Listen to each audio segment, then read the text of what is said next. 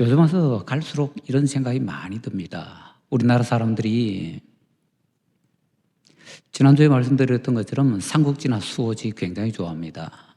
삼국지, 수호지 한 10번씩 읽으면은 그 사람을 뭐 당할 사람이 없다라는 말도 공공연하게 할 정도로 그 진가를 굉장히 많이 인정을 합니다.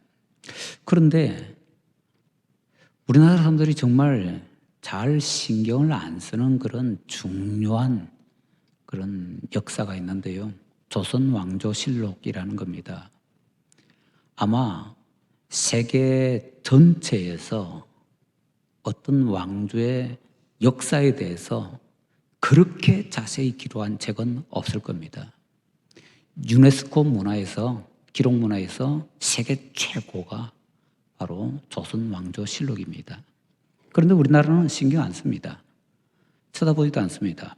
가만히 생각을 해보니까요. 옛날에 대학교 다닐 때 제가 이제 국문과잖아요. 국문과 옆에 보면 대학 이제 규장각이라고 따로 있었습니다.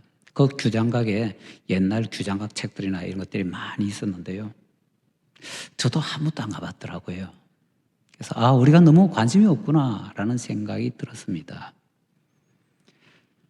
지금 규장각에 있는 이 조선왕조실록 제대로 읽은 사람은 아마 우리나라에 없지 않을까 싶습니다. 전체 다를. 너무너무 방대해서요. 그거 제대로 읽은 사람은 없고, 지금 한자를 제대로 알아서 그걸 지금 현재 우리가 쓰는 지금 우리 한글로 번역을 할 수 있는 사람도 우리나라 전체에 몇 명이 안 된다라고 합니다. 그분들 돌아가시면은 이제 모든 것이 끝장나기 때문에, 그래서 지금 그분들이 열심히 번역하고 뭐 이렇게 저렇게 하려고 노력을 하고 있다고 들었습니다. 그럼에도 불구하고 그것이 과연 다 이루어질까라는 생각이 듭니다. 우리나라 어떤 생물학자가요, 어떤 연구를 하면서 조선시대 말에는 어떻게 되었는가라는 것이 궁금해서 자기는 그 한자로 되어 있는 것을 읽을 수가 없으니까 그 국사를 하는 사람에게 좀 부탁을 해서 조선왕조실록을 좀 읽어서 거기에서 이런 사례들을 좀 뽑아주시오라고 부탁을 했다고 합니다. 그런데 그 생물학자가 자기가 그것을 원래 연구하려고 했던 것이 아니라 미국에서 어떤 학자가 연구를 하는데 세계적으로 이 나라 저 나라 몇 나라 꼽아서 그 나라의 어떤 자료들을 가지고서 연구를 해달라. 그래서 각 사람들이 연구를 하고 그 자료를 다시 모아서 새로운 연구를 이제 하려고 하는 그런 내용이었답니다. 그런데 그 자료를 조사해서 전달해 준 사람도 조선왕조실록에 이런 것이 있네요 하고 깜짝 놀라서 전달을 해줬다 그러고요. 그걸 가지고서 우리나라에는 옛날에 이런 사례들은 이렇게 했습니다. 조선왕조실록에는 뭐 생물하고 관계가 없을 것 같지요. 근데 생물학자들이 연구할 만한 자료가 굉장히 많이 있다고 합니다. 그래서 한 주제를 가지고서 그것을 뽑아달라 해서 쭉 정리를 해서 그걸 가지고서 연구를 했는데 그걸 보내줬더니 세상에 이런 나라가 다 있냐고. 어떻게 이런 기록이 다 남아있을 수가 있냐고. 도대체 뭐냐고. 그렇게 얘기를 들을 정도로 어마어마한 그런 내용이더랍니다. 그게 다 잠자고 있는 거죠. 대한민국에서는. 남의 나라 삼국지, 수호지는 열심히 봐야 된다고 얘기하면서 사실은 우리나라의 진짜 중요한 역사의 보고인 조선왕조실록조차도 제대로 쳐다보는 사람이 없다는 게 현재 우리의 현실이더라고요. 그리고 우리가 너무 안 봐서 그런데 그 안에는요, 우리가 배울 만한 무지 많은 그런 어마어마한 역사들이 담겨 있고 지혜가 담겨 있다고 합니다. 아마 삼국지 수호지보다 더 귀한 그런 내용들이 그 안에 담겨 있을 것 같은데요. 안타깝더라고요. 그런 내용 들어보니까. 그래서 조선왕조실록을 좀 제대로 연구를 하면 얼마나 좋을까. 그걸 제대로 연구할 수 있는 사람이 제대로 연구해서 그래서 그것을 삼국지나 수호지처럼 좀 정리하고 제대로 정리해주면 그것까지 또 소설 또 쓸 거 아닙니까? 누군가가? 그러면 아마 또 세계적인 작품이 나오지 않을까라는 생각도 들고요. 더군다나 중국 같은 경우는 나라는 크지만은 우리는 중소국으로서 소국이죠. 약소국으로서 거기서 살아내고 버텨내기 위해서 버둥버둥거리면서 그 안에서 뭐 서로 지혜 짜가지고 어쩌고 저쩌고 했던 그 일들, 어떻게 보면 지혜를 더 많이 얻을 수 있을 것 같은데요. 그런 지혜들 너무나 많이 지금 잠자고 있는데 그걸 좀 끄집어내어서 제대로 한다면 어마어마한 내용이 되지 않을까라는 생각이 들었습니다. 그러면서 이제 또 다른 생각이 드는 것이, 대한민국 사람으로서 조선왕조실록 세계 최고의 그런 기록 문화라고 하는 그거 쳐다보지 않은 것처럼 우리 기독교인들이 성경을 얼마나 시원찮게 쳐다보고 있으며 제대로 연구 안 하고 있는가라는 생각도 들었습니다. 사무엘상부터 시작해서 에스더까지 구약성경이 중요한 역사책들이지요. 이 역사책들을 제대로 연구해서 제대로 깊이만 들어간다면 글쎄요, 삼국지, 수호지 그거 뭐 비교 안 될 정도로 굉장히 중요한 그런 보물들이 많이 나올 것 같은데 우리가 너무 신경을 안 쓰고 있는 것 같더라고요. 그래서 이제 열왕기상을 보려고 했습니다. 지난주에 열왕기상을 그렇게 보기 위해서 준비를 했는데 준비를 하다 보니까 조금씩 내용이 붙기 시작하는데 원래 계획은요, 그냥 대강 한 주에 한 장씩 하고 지나가려고 했더랬습니다. 근데 막상 지난주에 그것을 준비를 하고 보니까 한 주가 아니고요, 몇 주에 걸쳐서 해야 되는 중요한 내용들이 많이 있더라고요. 그래서 그냥 급한 마음 내려놓고 욕심 내려놓고 조금씩 살펴봐야 되겠다라는 생각이 들었습니다. 오늘은 이렇게 청장년들과 같이 말씀을 보면서 이런 생각이 들었습니다. 이 시대에 우리에게 가장 필요한 인물들이 어떤 사람들일까? 교회에 가장 필요한 사람은 어떤 사람일까라는 생각을 해봤습니다. 그런데 문득 드는 생각이, 나단 같은 사람이 교회에 있다면은, 나단 같은 사람이 나라에 있다면은 정말 대단할 거다라는 생각이 들었습니다. 그래서 오늘 나단에 대해서, 나단의 작전에 대해서 짧게 한번 살펴보고자 합니다.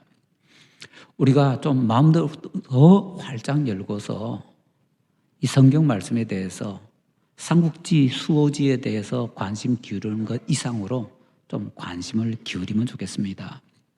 다윗의 아들 아도니아가 스스로 왕이 되었습니다. 고대 역사에서는 우리나라에서도 자주 일어났던 일인데요, 자기 왕권을 강화하기 위해서 형제들도 막 처참하게 죽이는 일들이 굉장히 많았지요. 아도니아도 아마 그럴 것처럼 보였던 것 같습니다. 그래서 아도니아가 스스로 대관식 잔치를 벌이면서 형제들을 초청할 때 누구 하나 예외 없이 다 쫓아갔습니다. 이유는요, 분위기 보니까 대관식 하려고 하는 것 같은데 여기서 만약 미비었다가는 목숨 아무도 보장을 못 해주거든요. 그래서 형제들이 다 쫓아갔습니다. 형님, 나는 왕자리에는 아무 미련 없습니다. 이런 거 정확하게 보여줘야 살아날 수가 있습니다.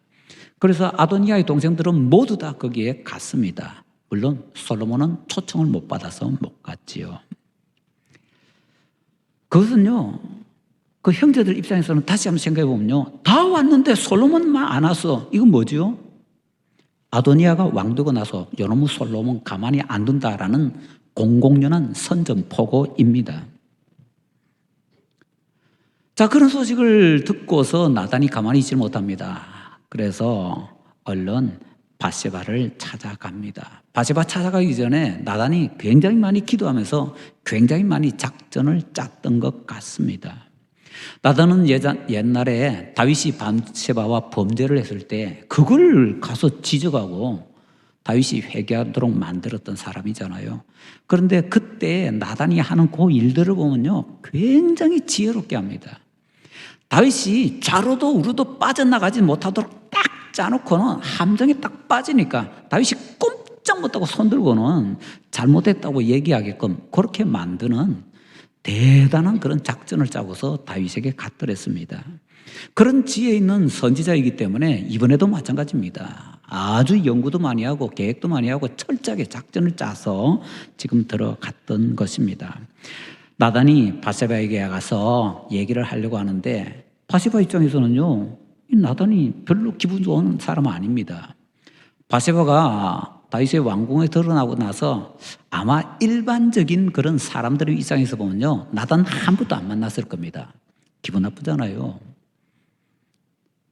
자기가 비록 다윗에게 뭐 속다시피 해가지고 그렇게 되었지만은 그걸 만천하에 알리다시피 해서 그렇게 부끄럽게 만들었던 사람이 나단이니까요.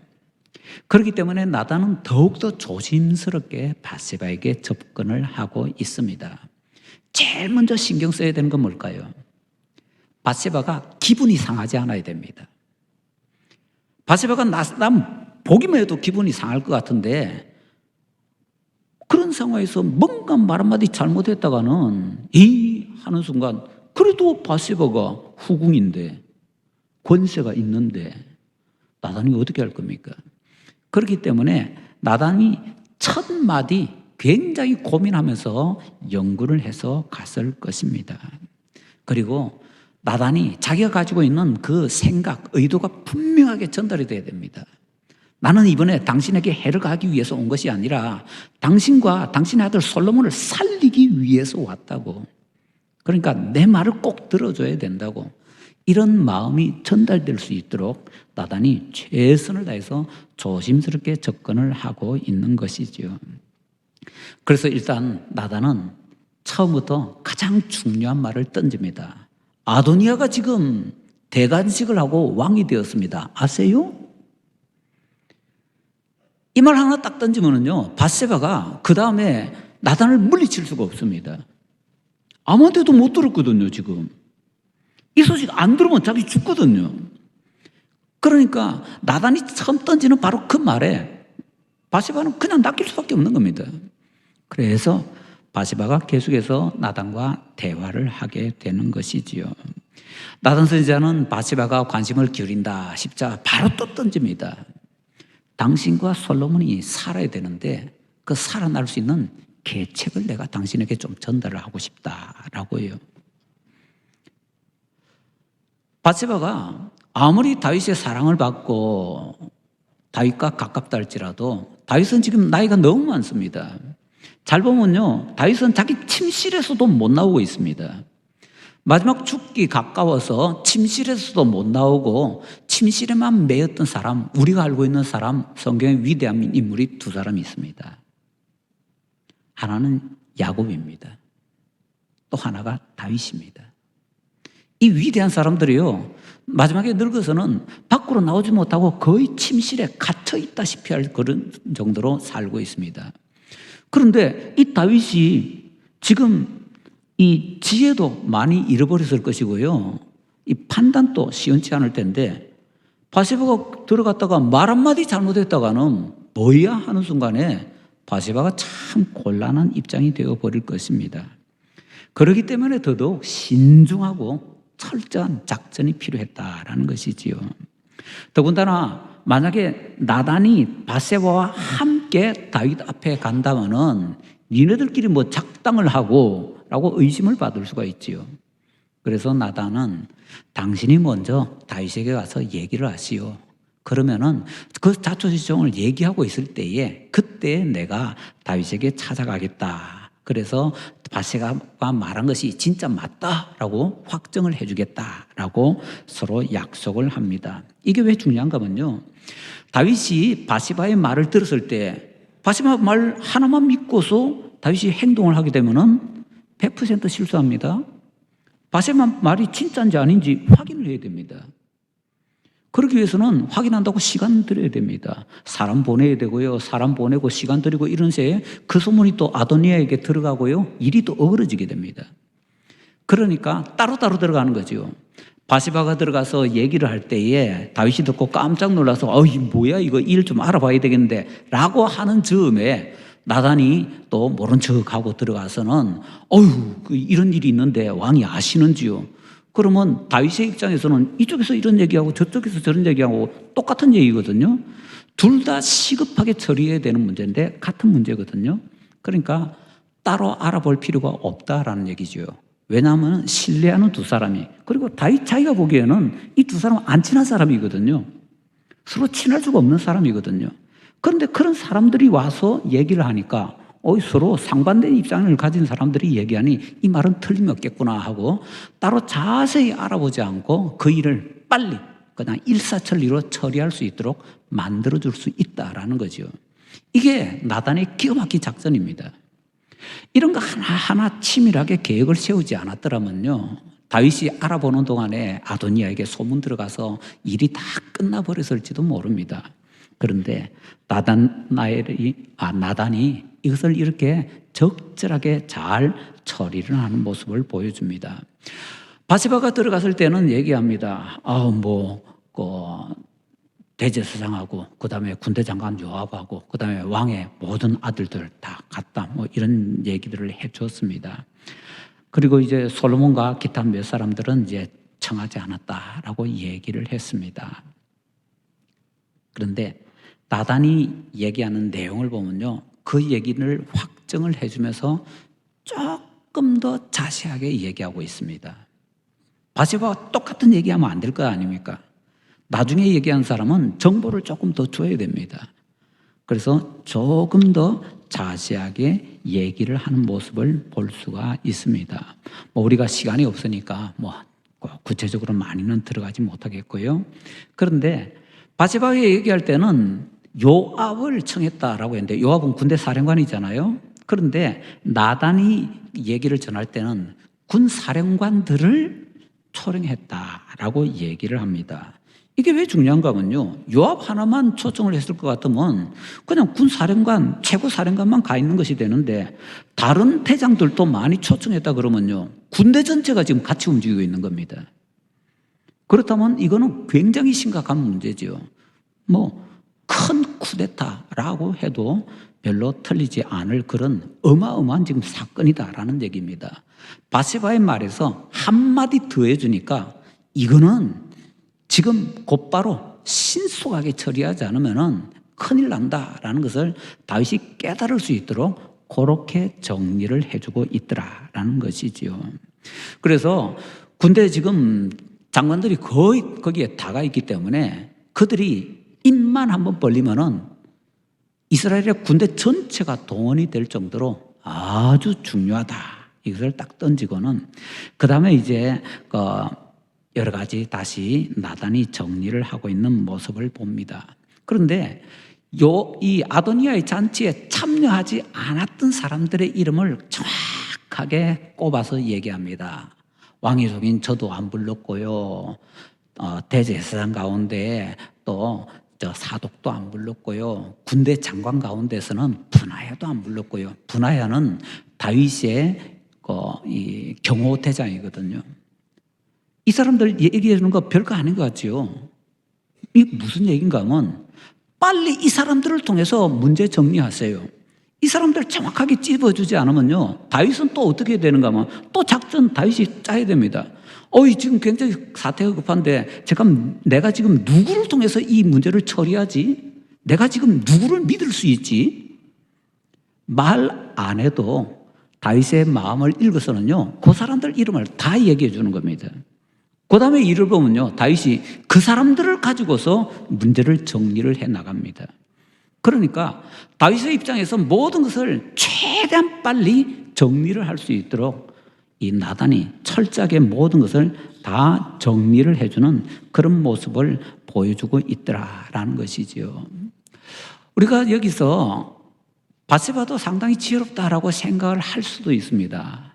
그런데 바세바는 이제 우리가 다음에 2장을 할 때 살펴보겠지만은요, 우리가 일반적인 생각과는 달리 바세바는 별로 지혜가 많은 사람 같지가 않습니다. 그냥 평범한 여인인 것 같습니다. 보통은 얘기합니다. 바세바가 다윗을 어떻게 이렇게 유혹을 하기 위해서 어쩌고 저쩌고. 저는 아무리 봐도 바세바는 그만한 머리가 없는 것 같습니다. 그만큼 머리를 잘 쓰는 사람은 아닙니다. 그걸 보여주는 것이 2장에 나오는 사건이거든요.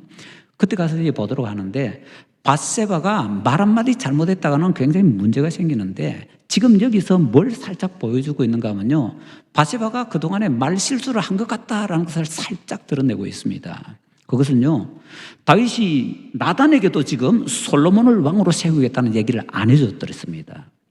다윗이 그 얘기를 한 사람은 딱 한 사람, 바세바밖에 없습니다. 그런데 나단이 지금 그걸 알고 있습니다. 다윗이 얘기 안 해줬는데 바세바는 나단하고 그렇게 친하지도 않은 것 같은데 나단이 그걸 어떻게 알고 있죠? 하나님께서 가르쳐 주셨나요? 글쎄요. 나단이 풍문 들어서 알겠지요. 나단이 들었던 풍문은 어디에서 나왔을까요?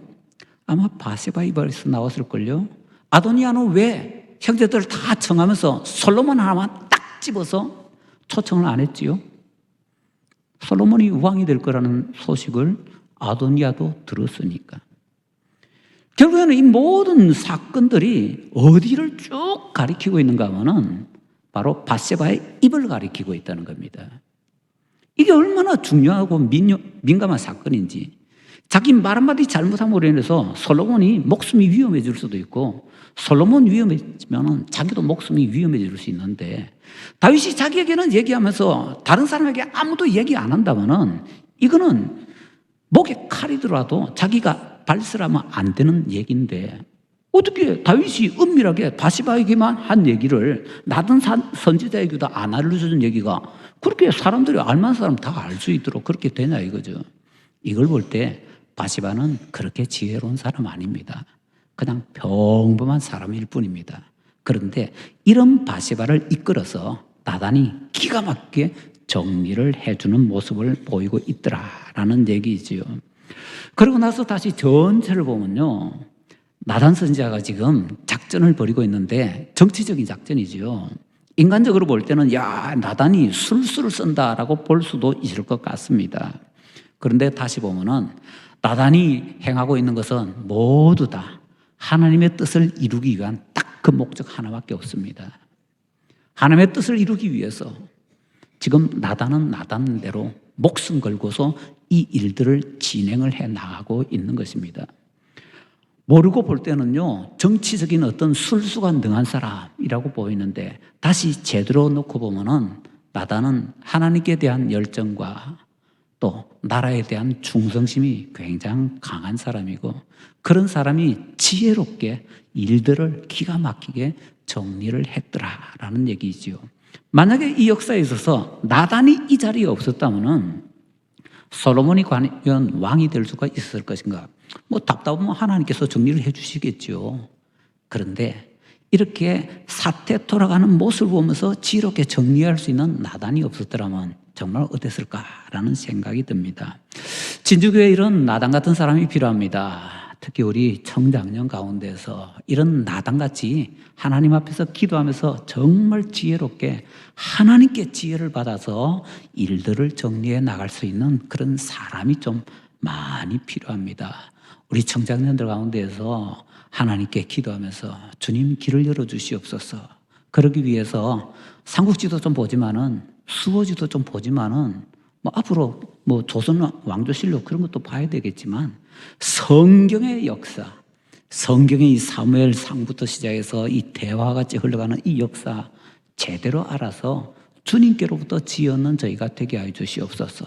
기도하시고 주님께 지혜를 받으셔서 교회도 은혜롭게 잘 꾸려나갈 수 있도록 하는 데 있어서 앞장서서 쓰임받고 가정에서도 특히 사회에서 직장이나 사회 터전에서도 그렇게 쓰임받는 귀한 인물들 많이 나오시게 되기를 예수님 이름으로 축원합니다.